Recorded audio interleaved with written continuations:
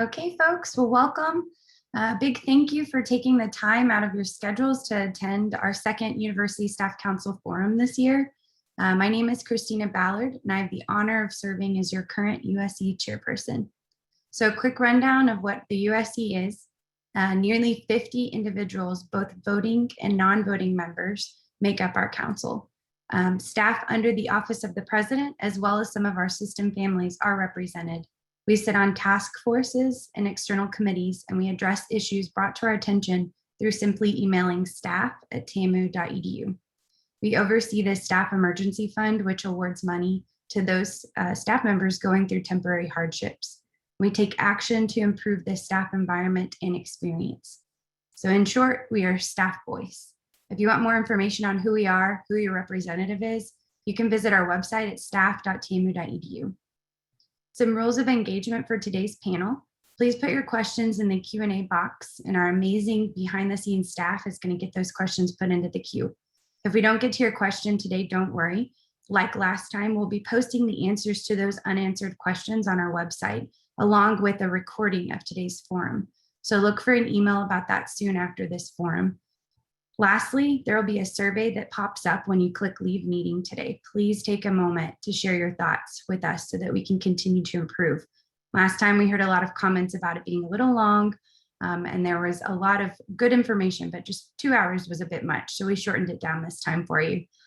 So on to our panelists. The first up is Dr. Jeff Reisinger, our Vice President for Human Resources and Organizational Effectiveness here at Texas A&M.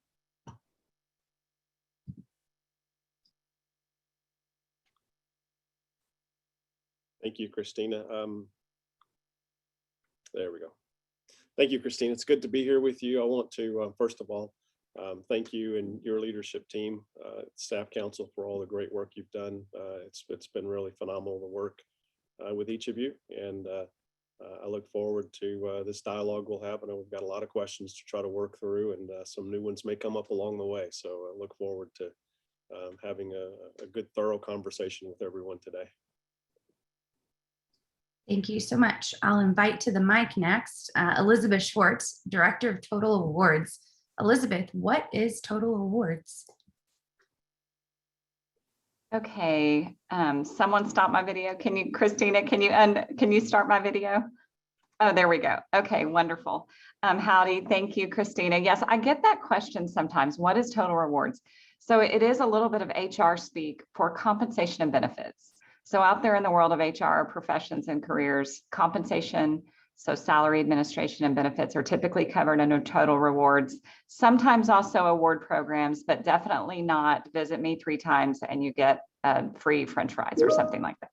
So sorry, it's not like Whataburger rewards, but it is compensation and benefits and everything that you would consider part of your compensation at the university. I have been here 19 years with the main campus here in Human Resources in a variety of roles. Prior to that, I was with the System Human Resources Office. So lately, I've become like the resident historian as well for remembering what we did 5, 10, 15 years ago for different things. So I guess that volume was for me to increase as well. So I will take care of that. But thank you, Christina, and thank you, Jeff, as well. I'm glad to be here.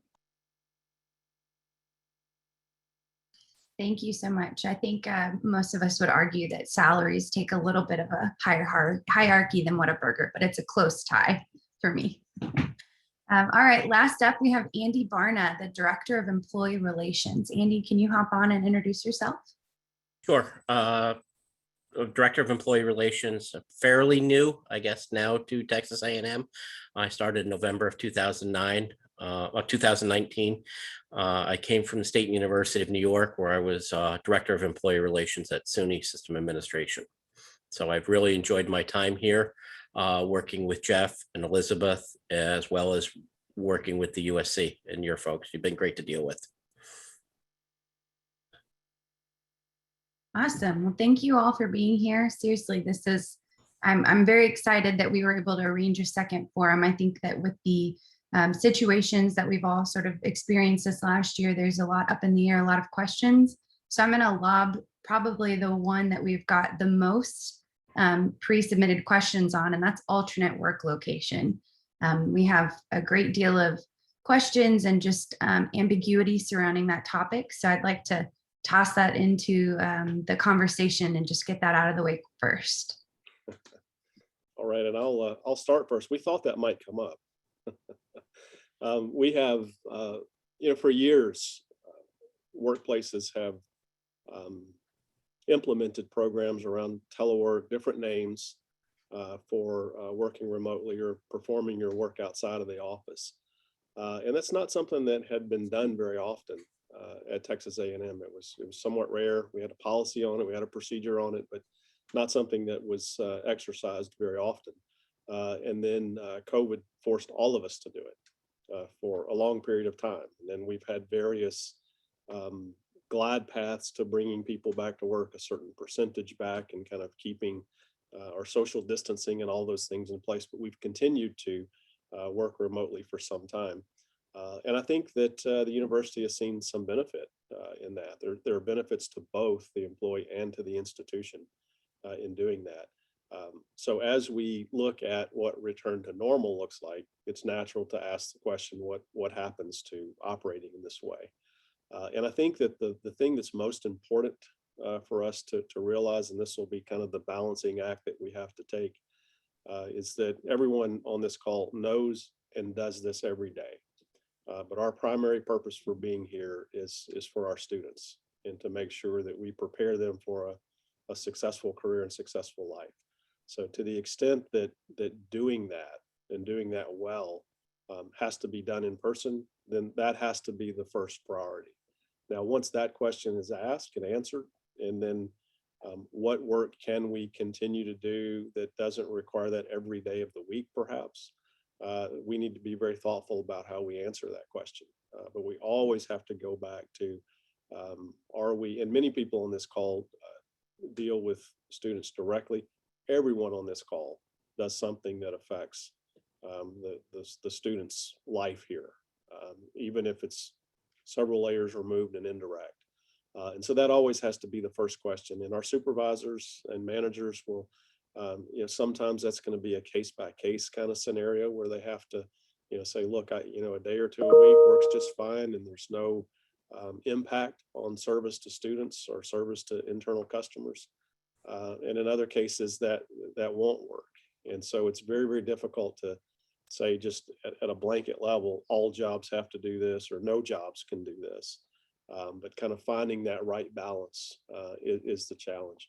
We'll be providing guidance and support to supervisors to make sure that number one, they know the tools that we have to deal with this and help answer these questions, but also to make sure that that there's consistency across the university. A lot of times we'll have programs and one supervisor will do it one way and another a completely different way, and it leads to inequities across campus.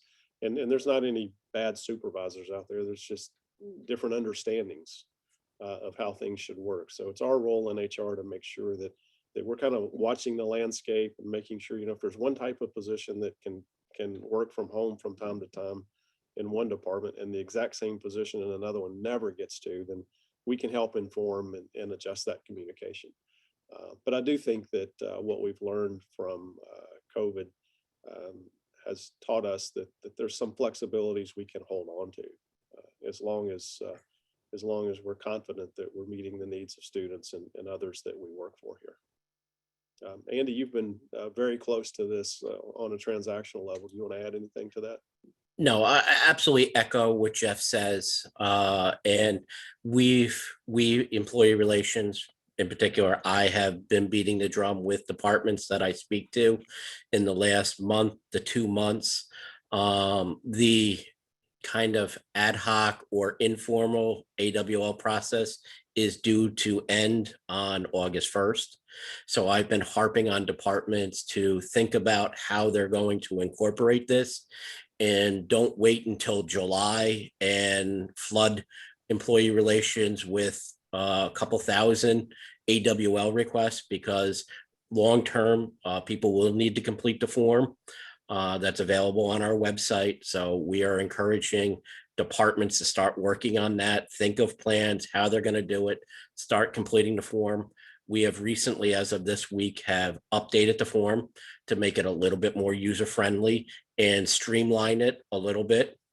And we're also in the process of trying to incorporate the form into Workday, so it's not as cumbersome to have to print it, sign it, things like that, to make it a little bit more user-friendly from an employee and supervisor perspective.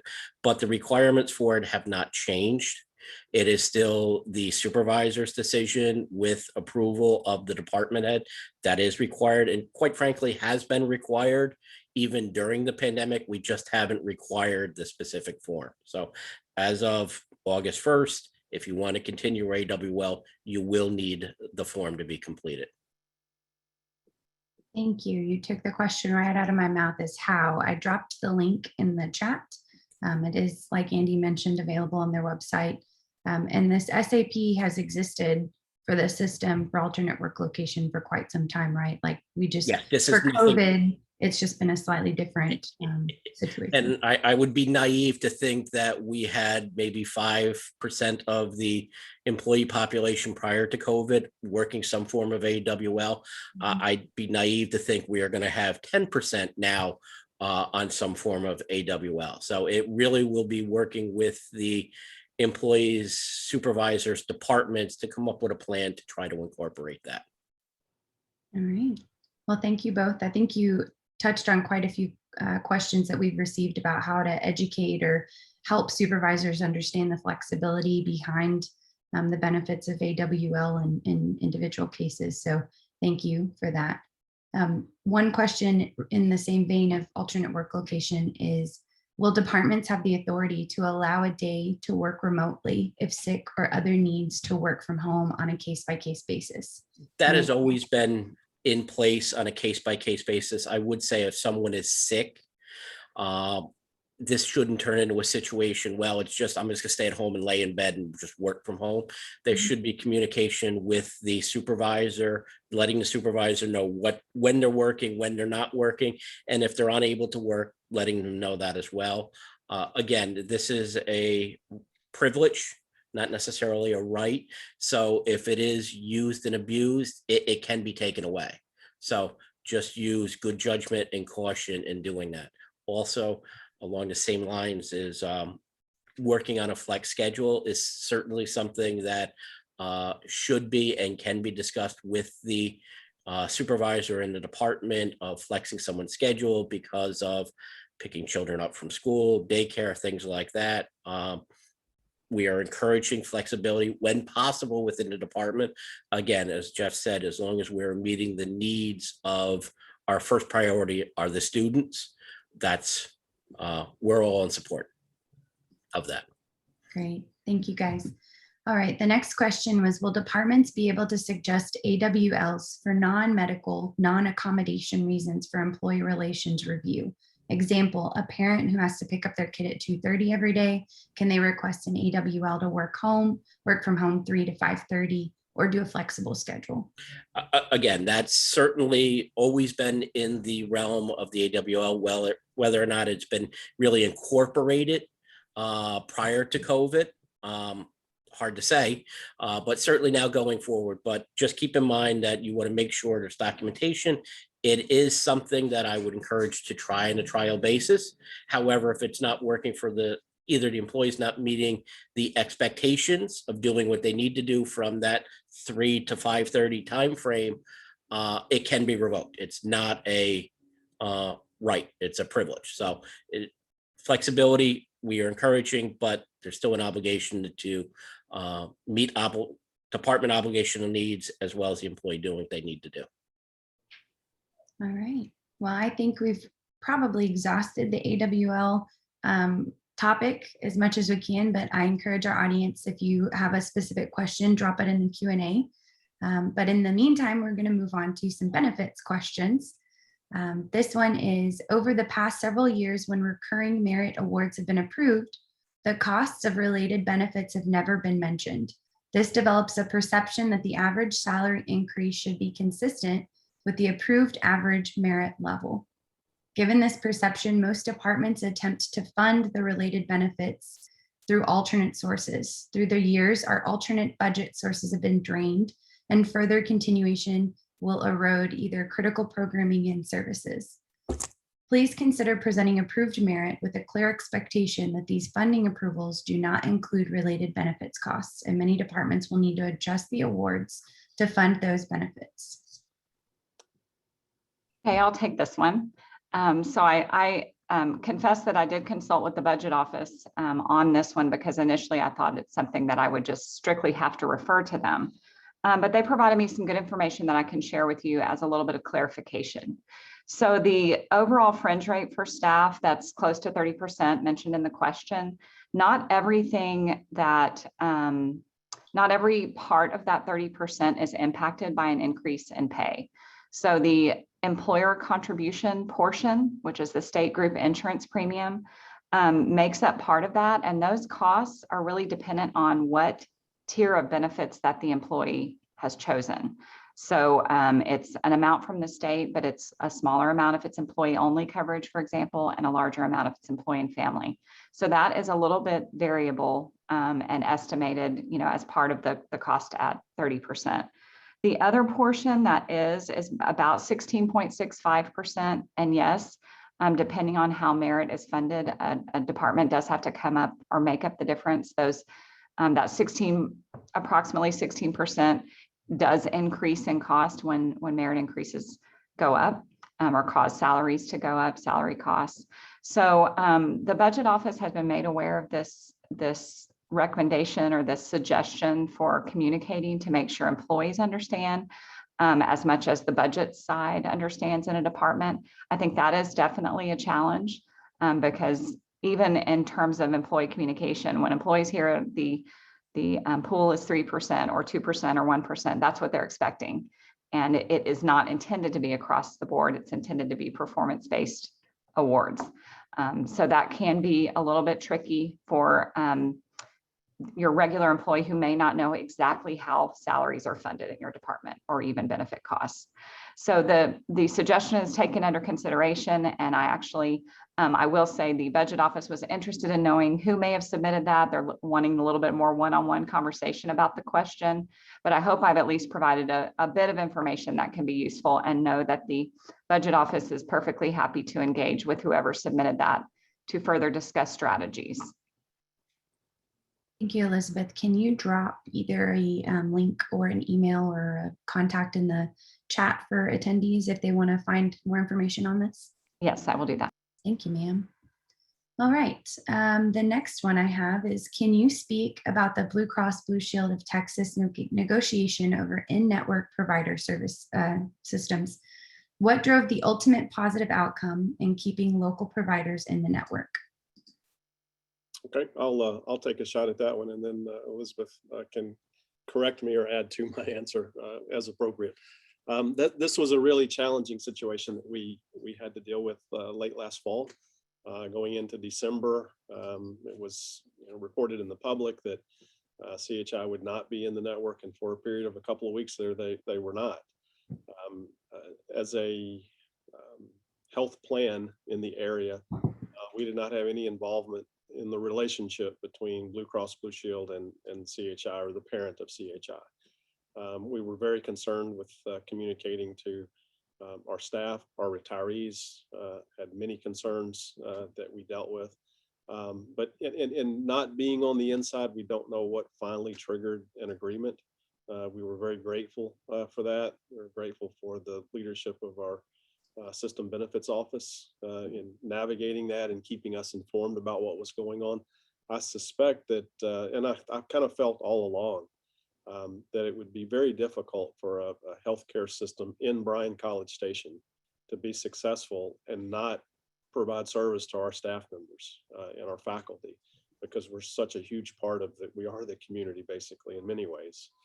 From a numbers perspective. So at the end of the day, I suspect that it was, a typical business type negotiation where everyone was trying to get the best deal for their side that they could. But at the end of the day,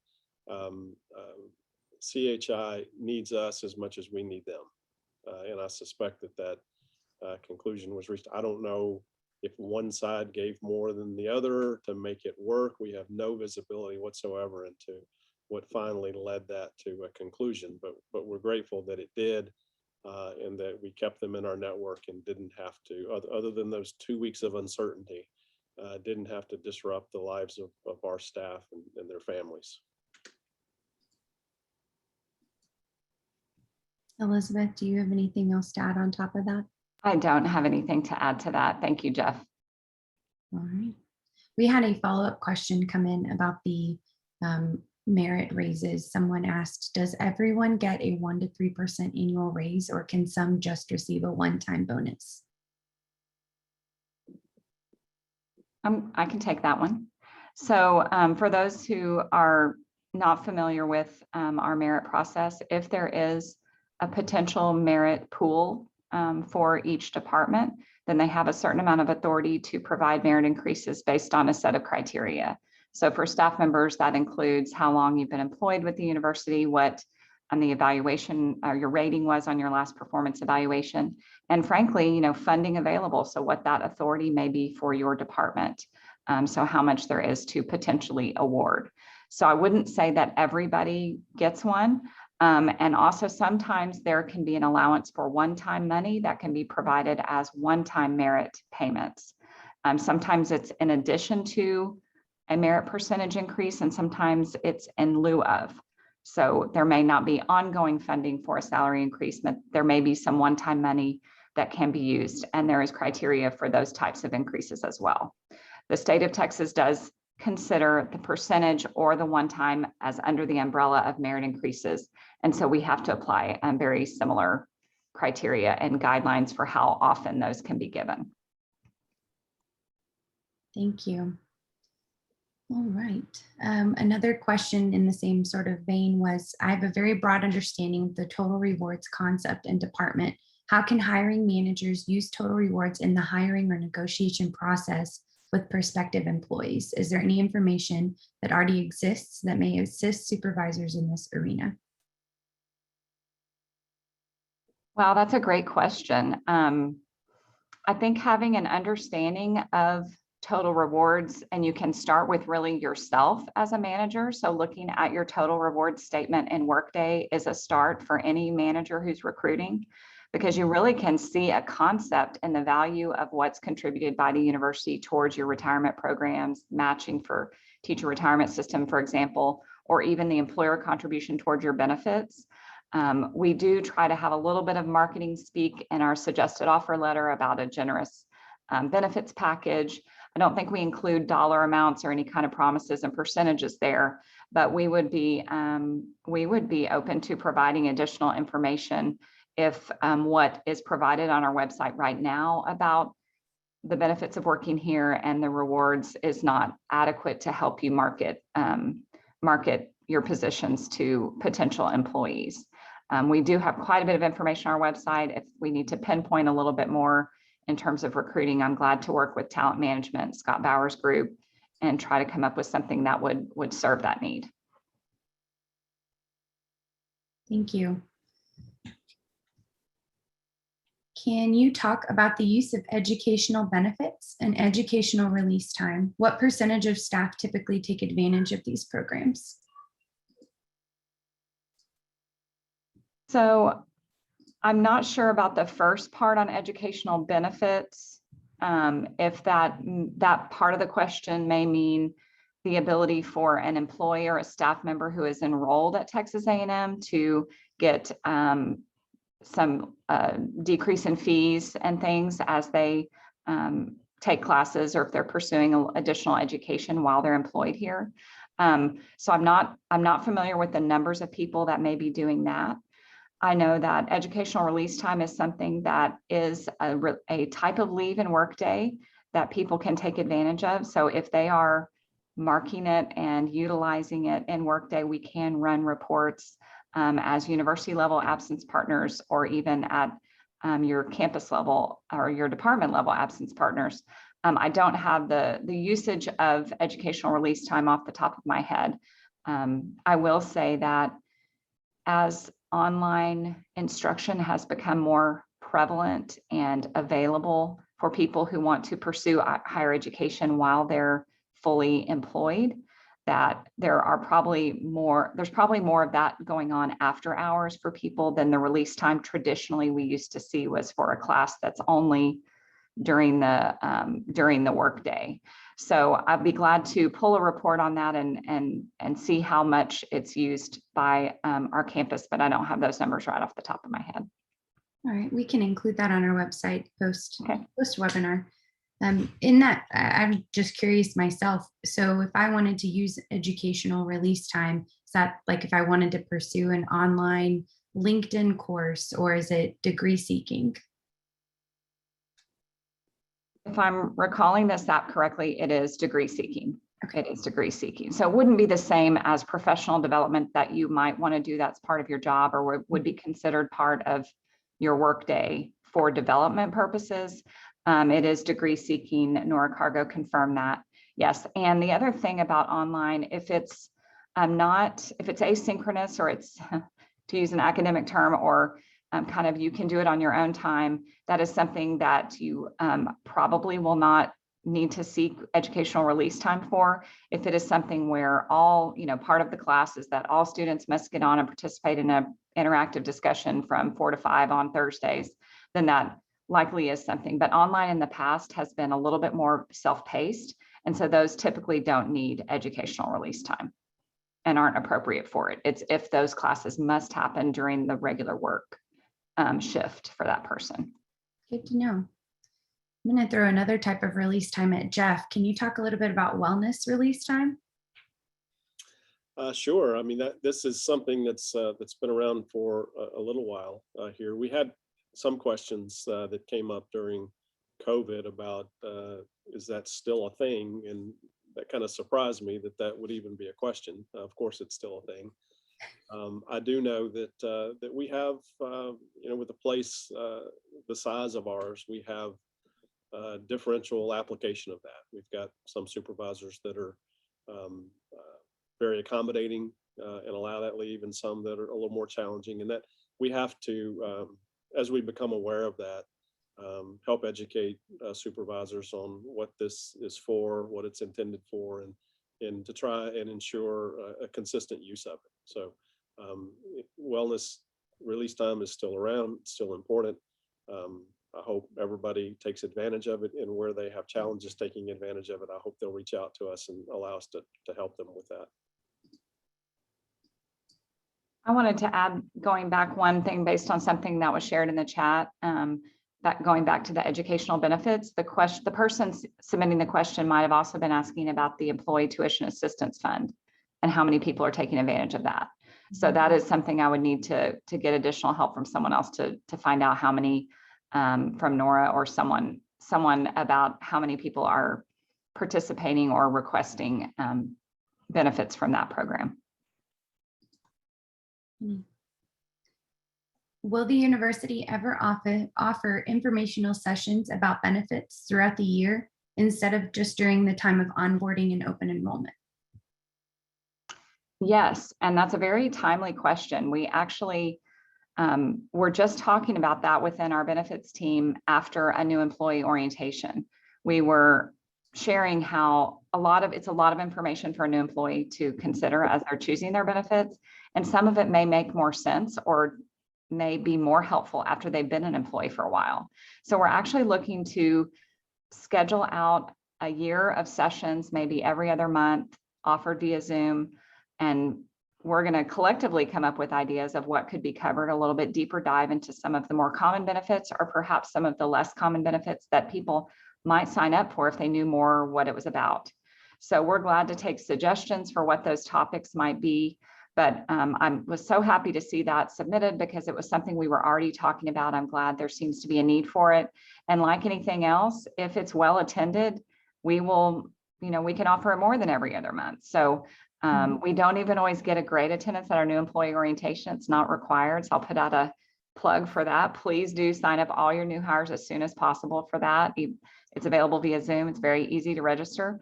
And it's important for them to get that information. But thank you for submitting that, because we're definitely looking into offering those.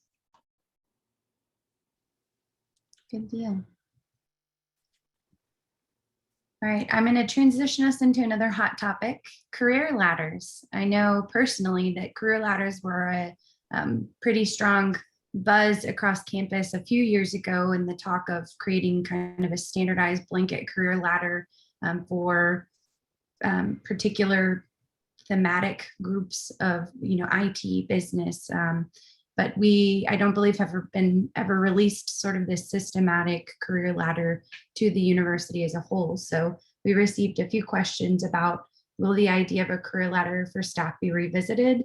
And how can we as supervisors work with our employees on moving up in a career ladder track?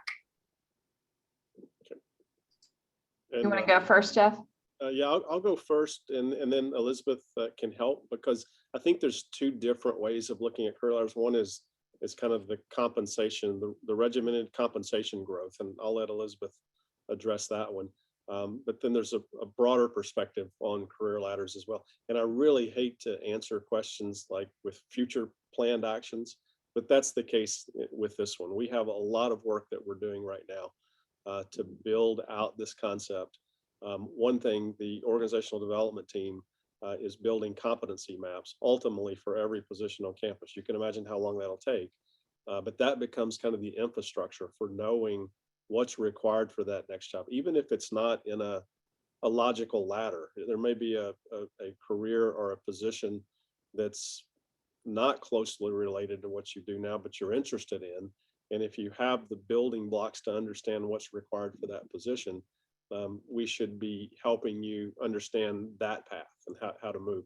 I've always said that the absolute worst time to find out that you're not qualified for a job you want is when you apply for it. We should be communicating and having HR systems, not computer systems, but HR practices that inform people what is required for that path that you would like your career to go down. We don't want anybody to ever feel like they have a job at Texas A&M. We want them to feel like they have a career at Texas A&M. And that means something different to everybody. We can't pretend to understand what it means. So we've got teams working to build those competency maps, to put them in place so that we know how to do that. We worked very hard to work with the team that put together the Texas A&M strategic plan, the 5-year plan going forward. We have some very specific measures in there around having employee development plans in place for everyone that go to these competency maps and say, okay, the employee gets to say, here's how I'd like to grow my career, and it gets incorporated into our planning process. And anytime you can get something kind of anchored into an institutional plan like that strategic plan, it brings more attention. It sometimes brings more resources to help get it done. And we've got those kind of things going on. So again, I'd much rather tell you we've got 50% of our positions covered with competency maps and all this is happening. We're not there yet, but we do have a lot of good work going on to kind of build that plan.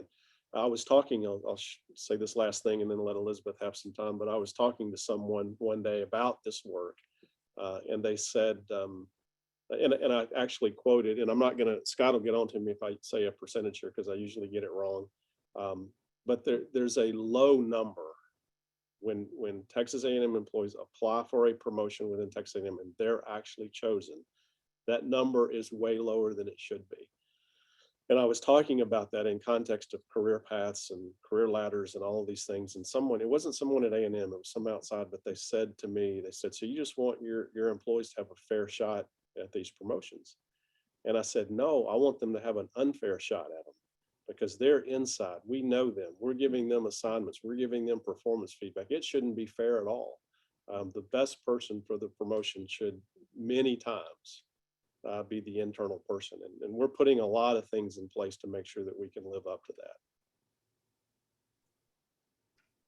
Thank you, Jeff. And I don't have a lot to add to that because really that is a vision that's being cast for the future that I think helps answer the question better than any of our kind of historical approaches to career ladders. But I did want to say briefly that we do have what we consider title series that have descriptions and kind of show you what the next title is for many, many staff roles on campus. even if it's not a formal check the box, you meet these benchmarks, you're moved up automatically, because there are some pitfalls and some challenges of that kind of program as well. And a few years ago, when the discussion was high on this, we did look into a number of the existing career ladders that do operate like that on campus, with some benchmarks and processes where you're considered, and if all the boxes are checked, you move to the next title.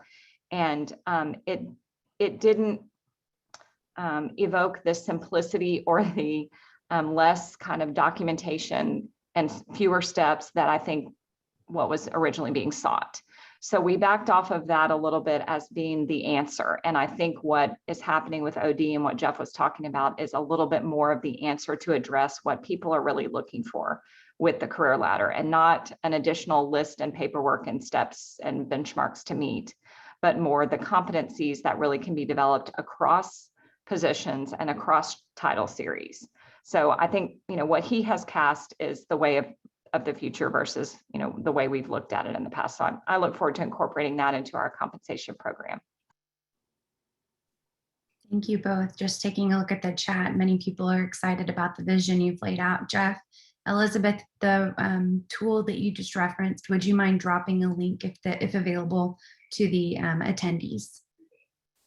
Oh, there's one already. Oh, the pay plan titles, yes. So that they show career ladders and levels, and there's at that same link, there are some existing career ladders on campus, and how they work and how they show levels 1 to 3 or 1 to 4 of different titles are linked from that page.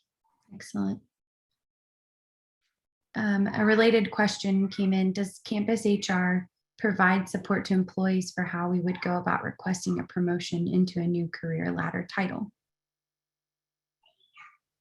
So I guess if you're requesting a promotion within your same, and that title does or doesn't exist, or that function does or doesn't exist within your department, are you applying for a job? So any career development path, I think, starts with you doing some research yourself into what might be the next step, and also communicating with your supervisor. So that's really the first step, is consulting with the supervisor and saying, what is next for me? This is what I'm interested in.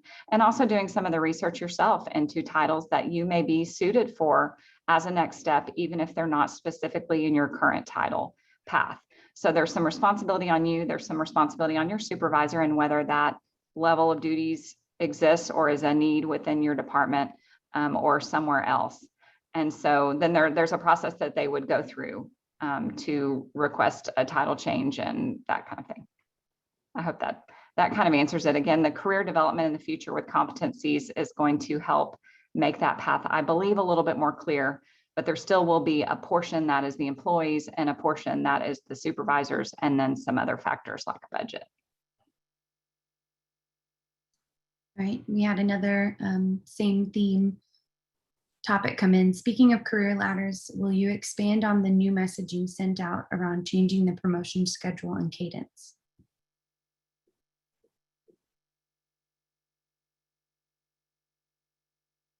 The new promotion schedule and cadence. I'm not sure that I know what that question means. Can the person who asked it expand on that a little bit? Sure, we can also answer this offline if it's if we have stumped our panelists for now. That was the actual underlying goal for this panel, just so you know. Good job, Whitney. All right, so we had another question come in. Will the system-wide salary ranges for each pay grade be reevaluated and adjusted? They haven't changed in almost 10 years, and we're still hiring at the same starting salary we were 10 years ago. This makes it difficult to attract and retain qualified candidates. So the system-wide pay plan was implemented in 2016. So getting closer, but not quite 10 years. They are extremely broad ranges. So for traditional salary administration or non-traditional, they are a little bit more like broad bands, which does provide quite a wide hiring range in the lower band for filling those positions. So I'm not sure, I know that it has been looked at by the system pay plan administrator, and she has done market studies to look whether the entire pay structure should shift. And the market pay data has not mandated that in the last few years. So I know it looks like a pay range that's not moving, but there is flexibility within the bands, or with guidance on authority to fill positions at higher, within the middle band or higher. I will say this, as we watch the federal minimum wage legislation that has been introduced since January, we're looking at what impact it will have if it happens. It will have on that pay structure. So the shift could result in a shift upward in the structure for everyone, which always has a cost impact. So that's our biggest consideration. It's not just the minimum, it's how does it shift everyone upward. If there is a particular area where you're just saying the assigned pay grade is not meeting with our market demand, and it's more than just 1 or 2 positions you're filling, or anecdotal, please submit that to hrcomp@tamu.edu. We do share things. We participate on the Pay Plan Administration Committee, and we're willing to raise issues and title series to our pay plan administrator and say, this one really needs to get looked at. It's not meeting our needs. So even if the entire structure doesn't shift, we can give feedback and request, certain title series and the grades that they're assigned to be looked at. A great deal of questions have come in regarding career ladders and how supervisors and departments can develop these career ladders and allow employees to move up. Specifically, is there somewhere that explains how to understand what it means to be within different bands and pay grades? And are there plans to enforce departments to develop career plans? So I can tell you on the career plan side of the question, again, back to the strategic plan and how A&M will measure itself. We have a kind of a graduated scale of % of employees that have a career development plan associated with their performance plan in place. And so over the life of that 5-year strategic plan, we want to see that move towards 100%. I can tell you in the past, I've not done this here. It's a little different environment, but in the past I have seen managers have a performance standard in their own performance plan that they have to implement a 90-95%, something like that. The vast majority of those plans have to be implemented so that you're holding managers accountable for developing people. I don't know what that mechanism looks like. We want to do as a part of our cultural and climate assessments. We want to kind of look at almost a ranking of best places to work at Texas A&M. So we create a competition towards those good things. That may be the leverage that we use is, how well does the department say their employees, people on this call, say my manager's developing me for the future, and have visibility and create friendly competition creates a lot of good progress. And so it could be that kind of mechanism. But right now we do have measures in our A&M strategic plan for significant growth year over year on % of employees that have development plans in place. And one portion of these development plans, again, we've not put guidance out on this yet, but the thought behind it is that 15-20% of that plan can be development, not for the job you're in, but for the job you aspire to. So you start pulling some of those competencies that may not be associated with today's work, but it's associated with the work you want to do in the future. And you begin to get feedback and developmental assignments towards that to really help strengthen those plans.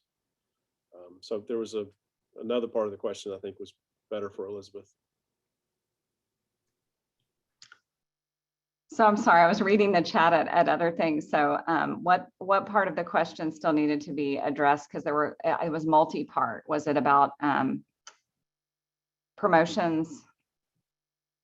So I think a great deal of them all revolve around if there's not an open position and there really isn't a description on how to move up in a career ladder, how do you recommend an employee does this? Is there a resource that folks can read about if they wanted to move up to an assistant director position? What additional tasks should they or could they take on?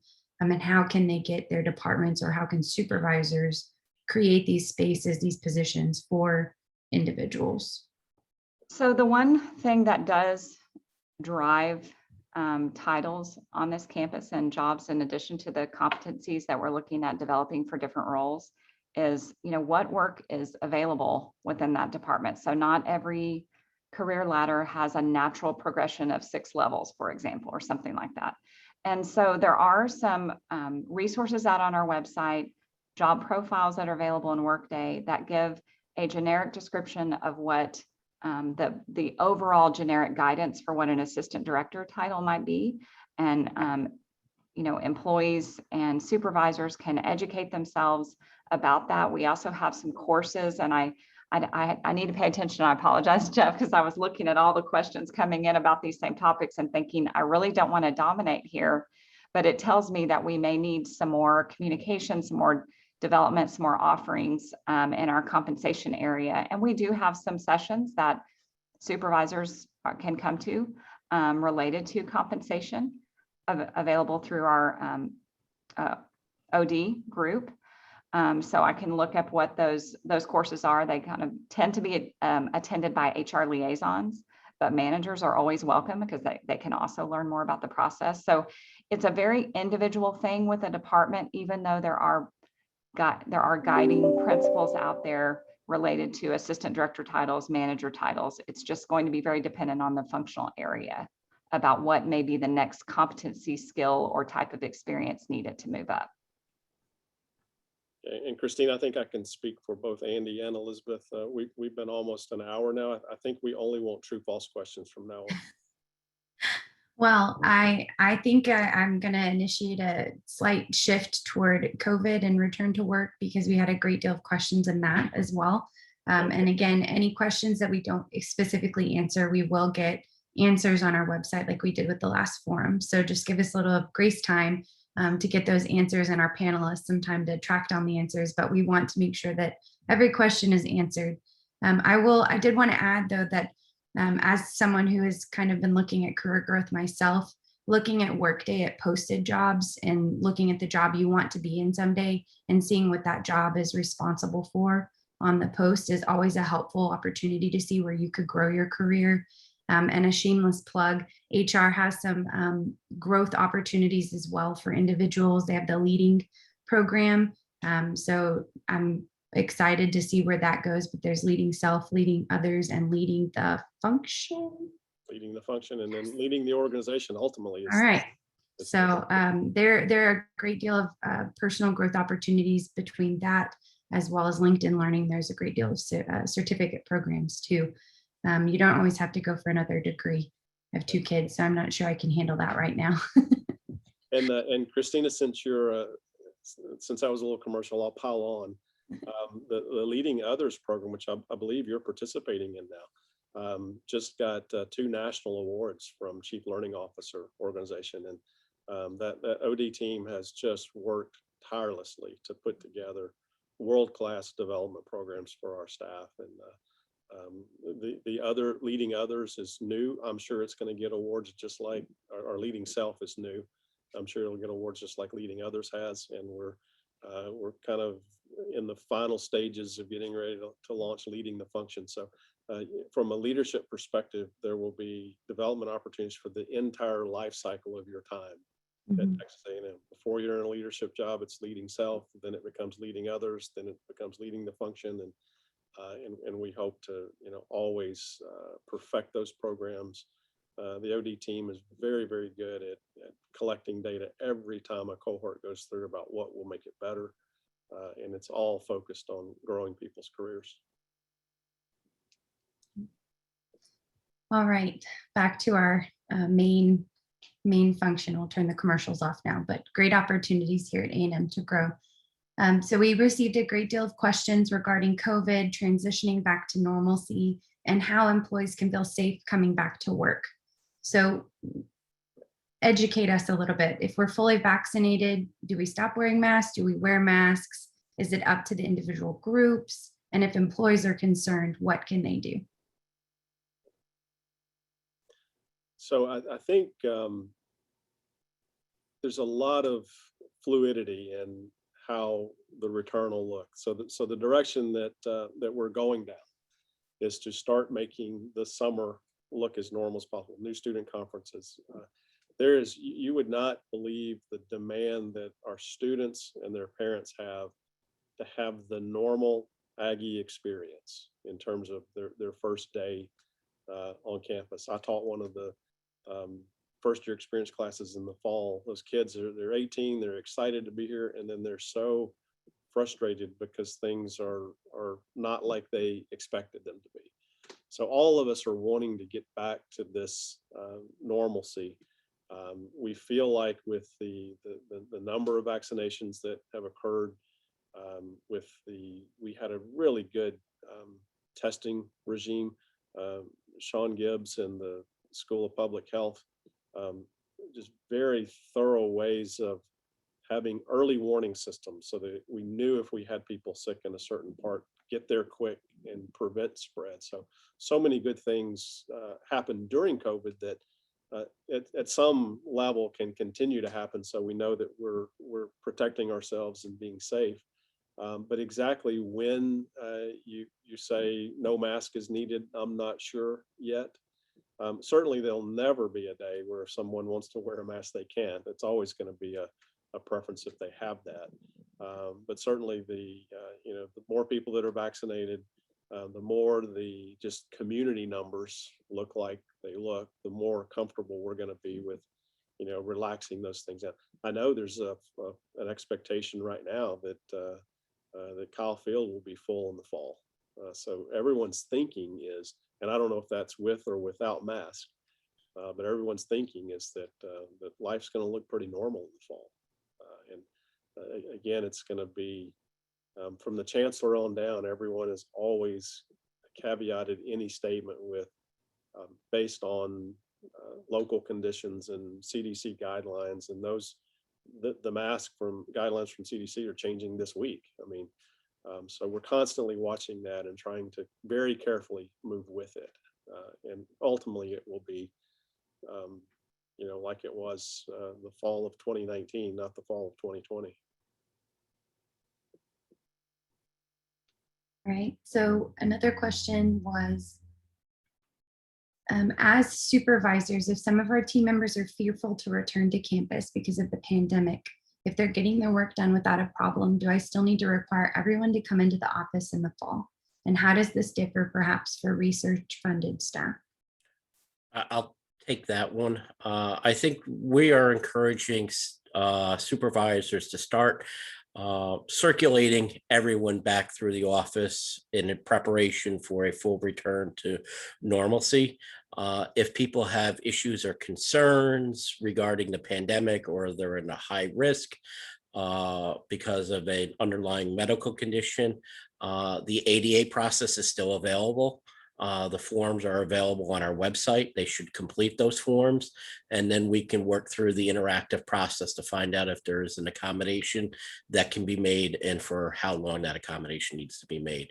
But we are encouraging supervisors to really begin to start requiring folks to not come back to the office full-time 100% of the time, but circulate back and through so they can get used to coming back and interact. Right now, we are still at 50% capacity, unless there's exceptions. That goes to 75% on June 1st, with an expectation at some point, when that is, we're not sure, of returning to, as Jeff said, a 100% back to normalcy. All right. And another hot question is, will A&M require vaccines? We will not be requiring vaccines. There's different legal opinions out there whether or not they can legally require vaccines. The more conservative is you can't require vaccines until it's actually federally approved, not under emergency status to require it. The vaccines are federally approved, which is probably still at least a year away. So I don't think there's any intention of requiring vaccines at this point. No, and I can add to that. There has never, ever been a single discussion where the first thought about requiring vaccination has ever even been a possibility in any of the hundreds of meetings I've been in on COVID. Not once has that been a topic of discussion. We have talked about And we feel like we have system guidance that says we can ask people if they've been vaccinated, so that that we kind of know the volume of vaccination that we have, so we can make these more global decisions. People don't have to answer that question, and we can't press them to answer it, but we can, in an attempt to understand the conditions of people who come to work on campus. If we know we've got 85% of our people vaccinated, we may go down one course versus if we had only 20% vaccinated. So aggregate knowledge like that we can ask for, but requiring it and demanding that people answer that question, we certainly cannot. And along those same lines too, even with people are vaccinated, there's no guarantee they can't contract the virus.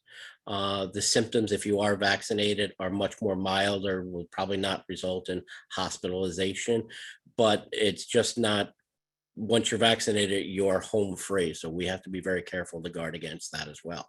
And that goes along those same lines. If someone is vaccinated and comes in contact with it, they may not even know that they are sick or a potential carrier. The research isn't 100% definitive whether or not a vaccinated person can actually transmit the virus. And since we are at 11 o'clock, I just want to add one other thing. Dr. Reisinger, can you share the latest on the leave that folks can take regarding the symptoms from the COVID vaccine? Just a quick wrap up. Leave they can take, so the emergency leave? Yes. Yeah, so one of the things that the federal government did last March was put an emergency paid leave process in place. We already had emergency leave at A&M, but this became a federal requirement. That ended the end of December, and we were given the option, like every other organization, to voluntarily extend that. We did that through the end of March, and then in the COVID relief package that was passed then, we were given an opportunity to extend it voluntarily again through September. We opted to do that, and that gives two paid weeks of leave for people that have that need leave because of COVID or because of things associated with COVID. So we know right now that's extended through the end of September. Again, we had an emergency leave process in place. The thing that is different about this is we did not have leave of that nature available for student employees. And by extending that, we were able to cover students who within our system and our guidelines didn't have that kind of leave available to them before. So that's extended through September, and we'll see where we are when we get to that point in time. I think from our conversations, especially the USU reps, a lot of us have found that people don't know that they don't need to take their personal sick leave when dealing with COVID and COVID vaccine symptoms. It's emergency leave or it's this EFMLA. So I believe what we've been told is if folks are wanting to know how to access that in Workday, reach out to their HR coordinator in their division or group so that they can get that. If they use their own personal sick leave related to the COVID symptoms or the COVID vaccine symptoms, then they can, I'm sorry, yes, ESPL, thank you. Then they can get that instead of their own sick leave. Is that correct? Right. Okay. Yes, with one caveat to that. With the COVID vaccine, complication for the COVID vaccine, that only came as a criteria as of April 1st. So we can only go back and transition or credit or change sick leave approval to EPSL starting April 1st. That is not our doing. That's when the law took place and the regulations changed. So we can only go back to April 1st and change that designation for complications related to COVID, to the COVID vaccine. I'm sorry.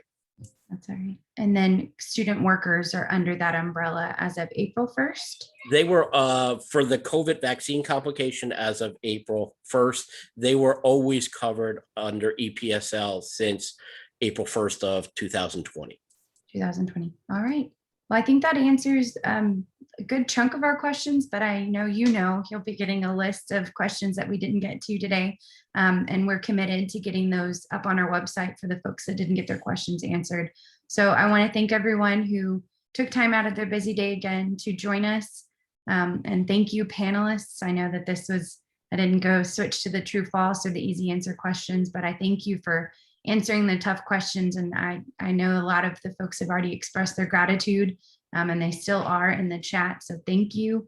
And a kind reminder to our audience, if your question didn't get answered, we'll post it on our website. And you can look at the last forum with the president and Dr. McGowan and, missing someone, Dr. Weicholt, there we go, on our website now. So if there's anything the staff council can do for you, email us at staff@tamu.edu. And thank everyone for attending. Have a great day. Thank you. Thank you.